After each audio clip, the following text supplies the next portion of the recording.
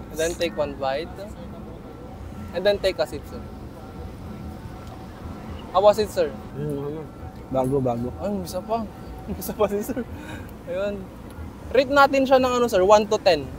Siguro 1 to 10, mga 9.5. Oh, 9.5. And sir, ano bang pangalan natin? Tatin, sir. Unique ng name mo, sir, oh. Tatin. Screen name sa tattoo. Justin eh. Taga saan po tayo?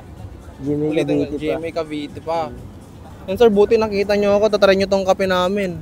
So, ano nga, sir, pinagkakabalan natin. Tattoo work, no? Ano naman nagmamanage ng coffee shop namin. Tattoo, tapos ang gandang pair nyo. Familiar po tayo dito sa natin, sir, ma'am? Sa squid ball natin. Hindi. Di pa. Eto na po, Sir Tatin, ang ating caramel macchiato.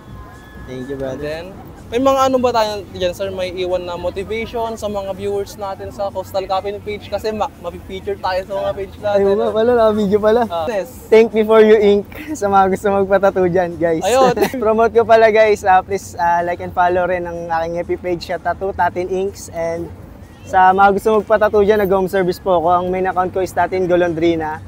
Then, actually may coffee shop din kami. Pa-follow na lang rin, may TikTok din kami. Coffee and Inks. Ayan. Follow nyo sila, sir, Sir Tatin. Ayan.